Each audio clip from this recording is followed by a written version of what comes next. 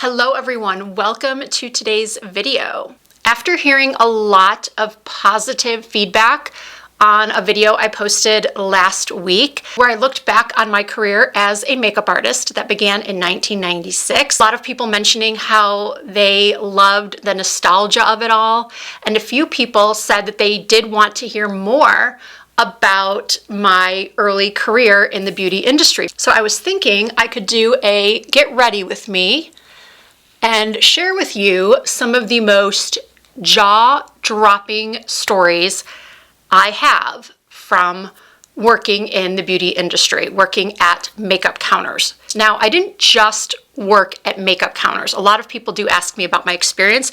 Actually, before I get into that, why don't I tell you what I've already done and start getting ready as I talk. So I've already done my foundation and concealer. During this Get Ready With Me, I'm trying some new products and some new to me products. So getting back to my career in makeup. No, I didn't always work at makeup counters. I didn't only work at makeup counters. I started off there for the first several years.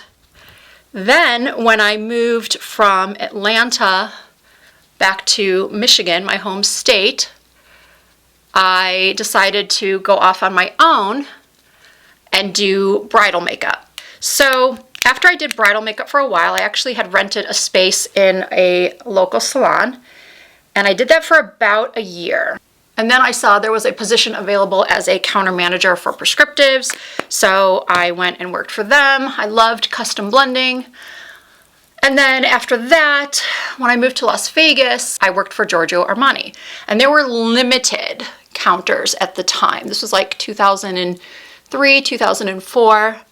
But working for Giorgio Armani gave me the ability to do other like editorial work here in Las Vegas. I did work for Las Vegas Magazine. They would do shoots at the Bellagio, which is at the time where the Armani boutique was. And yeah, I would do photo shoots. And then, as many of you who have been with me for a long time know, in 2007, I moved to Minnesota to open up a makeup boutique with my sister. I had the beauty background, she had the business background. And the reason why it was Minnesota is because my brother-in-law is a doctor at the Mayo Clinic in Rochester, Minnesota. So my sister convinced me to move there and open up the store. And I'm now realizing that I'm really getting away from the reason you most likely clicked on this video. You don't really want to hear my whole background. And if you do, let me know and I'll put that in another video. I'll do an updated get to know me video or something like that. But you guys came for the stories. So let me start with the time I was called a racist. It was around Christmas time, and I was working at a department store called Jacobson's. It no longer exists, but it was a very nice, kind of high-end, on par with Neiman Marcus, Midwest-based department store. And I had gotten a job as a makeup artist at the Chanel counter. It was one of the highest grossing Chanel counters in the state. So it was a very coveted job to be one of the 3 artists that worked at that counter. And an opening came up. I was hired. I loved my coworkers. And that is actually where I worked when I got engaged. But back to the story. The setup of the cosmetics department was such that the Chanel counter was directly next to the fragrance department. And it's important that I tell you that because it's relevant to the story. So again, it was the holiday season and I was working one night by myself. Well, not by myself in the department, but by myself at the counter. Typically at night, you didn't get much business, even at Christmas time. So only one person was pretty much working at each counter, if they even had somebody working at each counter. So what happens in a cosmetics department is typically if someone is away from their bay, like let's say there's no one in Clinique and someone needs help with Clinique, I would have gone over there, try to help them the best I could, and vice versa. If someone was away from the Chanel counter, another available associate would come over and try to assist the customer. So let me paint the picture for you. The department was pretty dead because, again, it was late, it was near closing time, and I had seen this man walking around the department looking like he needed some assistance. And he was over by the edge of the Lancome or Clinique counter. I can't remember which one was in front of the other, but at the end of that counter was kind of headed more into the rest of the store, like where they would have a lot of gifts, and they had like the children's department, jewelry department, all of that. So I approached him and I said, can I help you find anything? And he starts telling me how, he's looking for a gift for, I think it was his wife. Now remember, this was like 25 years ago, so I don't remember all the fine details, but I remember the important parts. So he was asking me for some assistance, and he and I are standing, I would say, several feet away from the Chanel counter, basically standing in front of the whole cosmetics department and fragrance department that was behind me. So I start, asking him questions like, what is your wife interested in? And at one point, I told him that we had all of these great fragrances and fragrance sets he could choose from. And as I was telling him this, my back was to the department. He was facing the department, I was talking to him, so my back was to the department. I said to him, we've got all of these great fragrances back here. And I literally went like this, like gestured back and back to him. So my head went like this, that, and that, okay? I wasn't even paying attention to what was behind me. I was just focused on having this little 3 to 5 minute conversation with this man. So ultimately he says, okay, I'm gonna, walk around, just see what I can find. I'll let you know if I need anything. So I said, great, sounds good.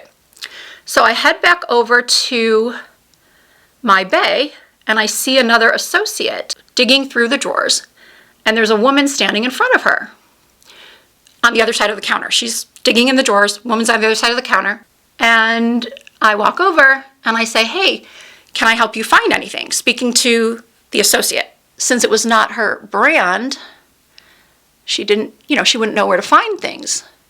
So as soon as I say that, as soon as I say, can I help you find something, the woman starts screaming at the top of her lungs, points at me and says, no, I don't want her to help me. The other sales associate and I look at each other and we're like, what? Like I had never seen this lady before in my life. And she starts saying, no. She's a racist. She saw me, she turned around, she saw me, and she didn't want to help me. And she's screaming this. And I'm just like, what is she talking about? Because I was just baffled. I don't even remember when I glanced over seeing her. But she is just screaming, calling me a racist. I literally started bawling and had to leave the floor because I was having like an out-of-body experience. I just could not understand what she was talking about. And then, of course, I think, am I going to get in trouble? Am I going to get fired? So luckily, my counter manager at the time loved me. I came to the counter the next day, and as soon as I opened my mouth, she said, don't worry about it. We know you're not racist. We know you. We know your heart. We know that you would never, ever, ever intentionally avoid a customer. I wouldn't. I never have, never would. I treat everybody the same. I teach that to my kids. All of the things that make someone a decent, empathetic human, I think I am. I feel like I'm almost too empathetic sometimes. So needless to say, that interaction really devastated me. I just felt awful about the whole situation. I felt awful that that woman thought I was ignoring her, that I had intentionally ignored her, which I absolutely did not. I never would have done something like that. And again, thankfully, my coworkers knew my character, and believed my side of the story. But it's still, that kind of thing is not something that goes away. Like, I can honestly cry about it right now because I hate that somebody thought that of me, but I also hate that she had that experience where she felt offended. So yeah, I feel like I'm getting emotional about it right now because I just still, all these years later, feel awful about the entire situation. And then a couple of years later, something similar happened. This time, I was called I was working at the Giorgio Armani counter. So this was, several years later. And this woman comes in with her husband. I was in my early 30s at the time. She appeared to be around my age now, like early 50s. I'm showing her some eyeshadows. And she starts saying to me, well, I don't like anything with shimmer because of my age. And I very nicely explained to her that the Armani eyeshadows were formulated in not the way shimmer eyeshadows used to be formulated. Back in the 80s and 90s, yes, a lot of shimmer eyeshadows were aging because they just had this real grainy texture. There would be fallout everywhere. And of course, yes, some are still like that today. But those Giorgio Armani eyeshadows were not. They were really, really fabulous on all ages, and they were beautiful. The way things worked at that store was that if somebody wanted to purchase something, we kept some products out at the counter, like some lipsticks and things like that, but most of the time we had to go in the back to grab the person's product. And then we also had cashiers, so someone else would do the cashing out, so it kind of looked more high-end. So she decided she wanted a couple of eyeshadows that we had in the back, and I don't remember what else she purchased. I think she purchased a few more things.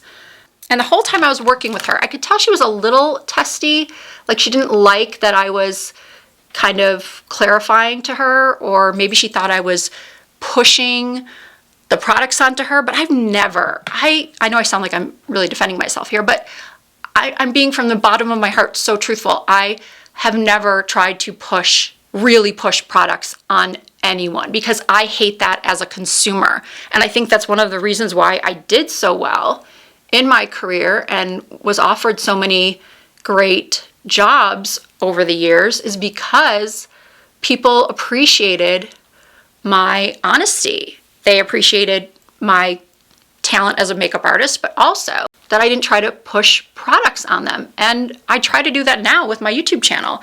I only work with brands that I really love and that give me the opportunity to, take the time to really try them out before I promote them to you and, put my seal of approval on them.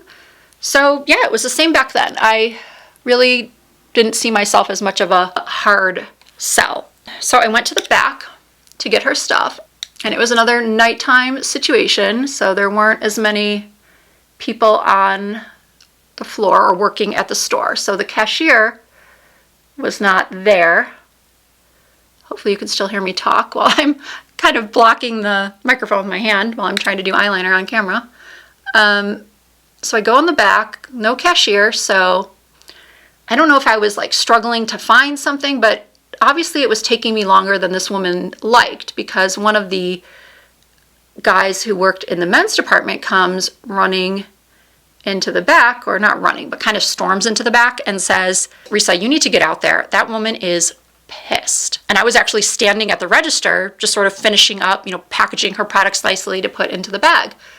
And so I finished doing that.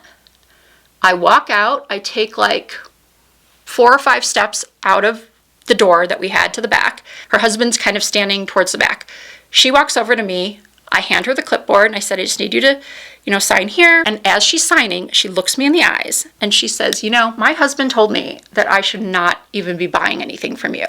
So I said, "Oh, I'm so sorry. Why is that?" And then she says, "'Cause you're a..." Okay, again, jaw on the floor. I don't remember everything I said back to her, but if I remember correctly, I did, apologize. I believe I said, "I'm really sorry you feel that way. I'm sorry you feel like you had a bad experience." I mean, I did have a vibe from her that she didn't, like me from the start. But, I always, again, just try to be as nice as possible and just make the best of the situation and try to make the customer happy. And that's what I thought I had done. Again, I am startled. I walk in the back and because I am very sensitive, I did start crying again. And one of my coworkers came in back and she said, "What happened? Like, what just happened?" And I said, "I honestly don't know. I promise you, I was not," I mean, obviously there's 3 sides to every story, but I was not trying to be condescending. A lot of you have been watching my videos for years. That's just not how I am. Or let's just say that's never how I want to be perceived, because I would never intentionally talk down to someone. So of course, the next time I worked, it had gotten around to pretty much everyone who worked there, and there were a lot of people that worked there because there was the women's department, there was a big men's department, so all of my coworkers at the time, except for maybe one, were older than me. There was one guy who worked in men's who had come up from loss prevention, and he was like 24. I was like 32. All the other women that worked in the department were 40, 50 plus. So one of the women, she was one of those ladies that is just really has a tough exterior. Like, she's very nice, but you don't want to cross her. You want to be on her good side. And she speaks her mind. She has a dry sense of humor.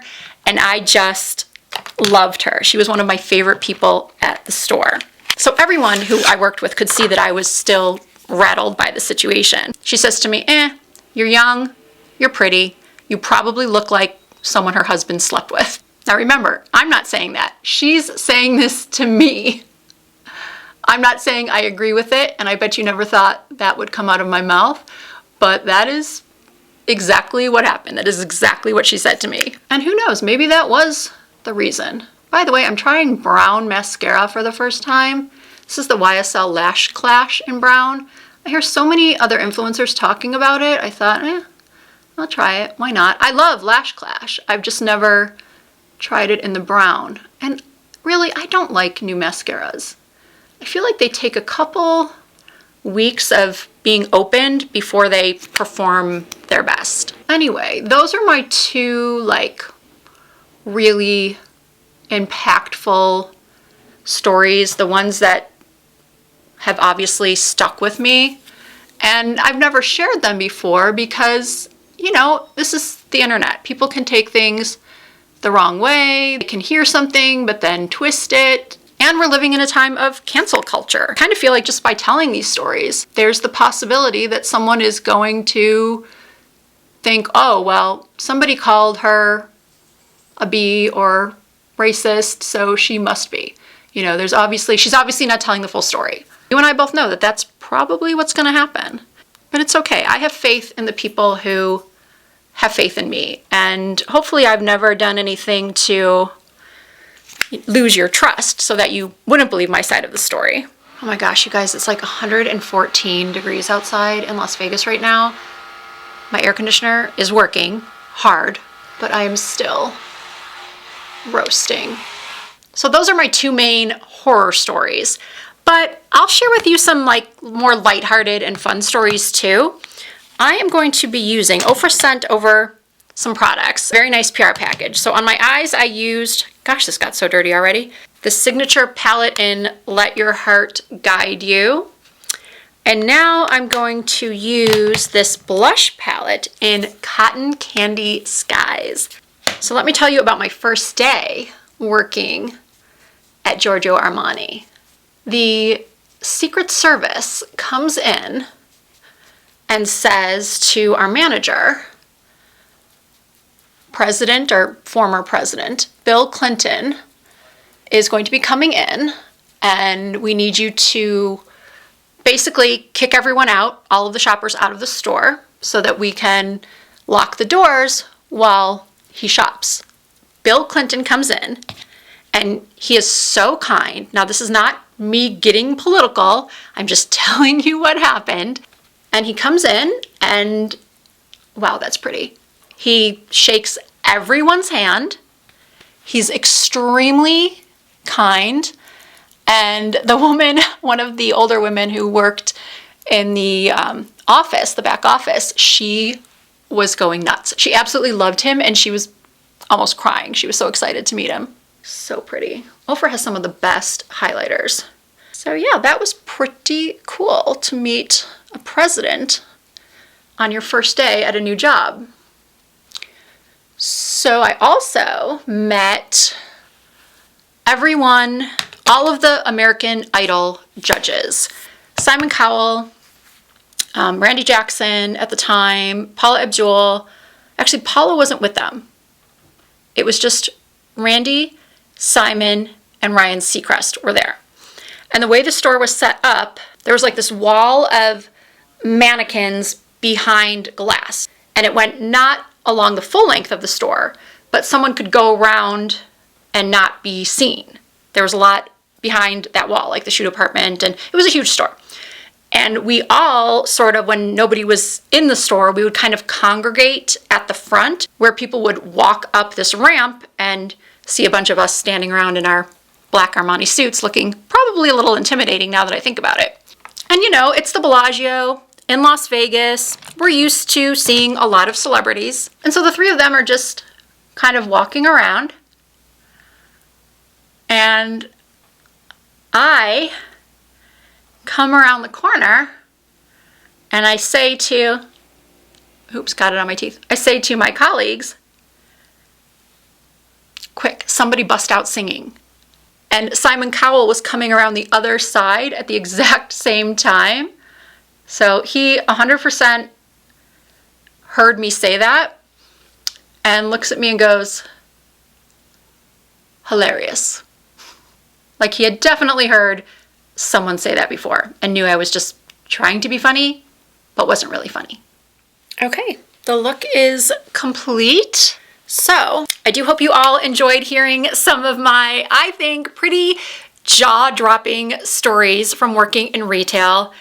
I don't have any more as intense as those two, but I do have a lot more like humorous stories or just things that you would not believe went down. I follow a lot of people over on TikTok that are currently working at Ulta or Sephora, and they do these little skits where they pretend to have an interaction with a customer that's just wild. And you listen to them and you think, that can't possibly have happened, but it does.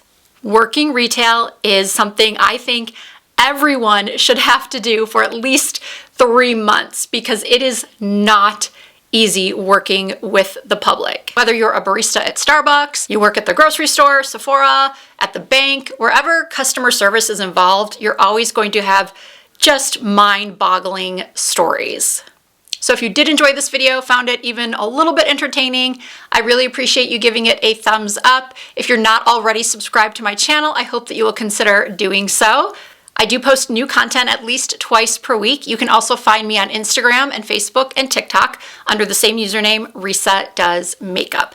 I will have all of the products and shade names for this look listed and linked down below in the description box. And that's it. I hope to see you all in my next video.